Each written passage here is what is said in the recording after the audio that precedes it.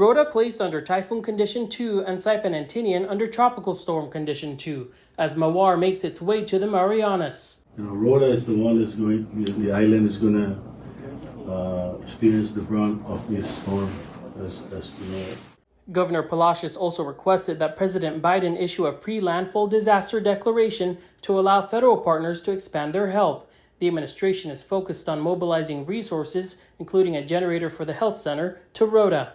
Most of the movement right now through surface movement through the Rota channel, through the water, can be very challenging right now. So it depends on the vendor that is going to move this based on the weather situation as of this time. The administration says they're working closely with FEMA and DoD through Joint Region Marianas for help throughout the process, including after the typhoon passes.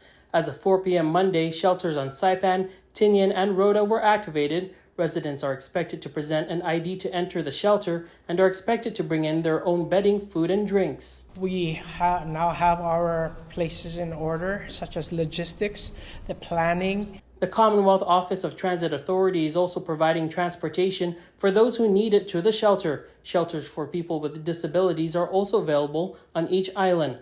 The Utilities Corporation is also preparing. After the storm, we're ready to hit the grounds with restoration work. They've sent a team to Rota to help assess any damage. They advise residents to fill up their water tanks. The hospital emergency rooms also remain open. Women pregnant 36 weeks or over and at risk for preterm labor can seek shelter at the Saipan Hospital during Typhoon Condition II. We want to make sure that there is adequate, basically there is water and power, and we also take care of people.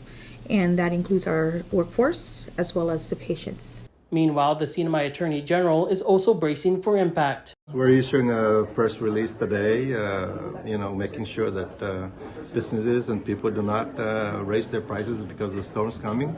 Peak conditions are expected Wednesday. Tomas Manglonia, KUAM News, Saipan.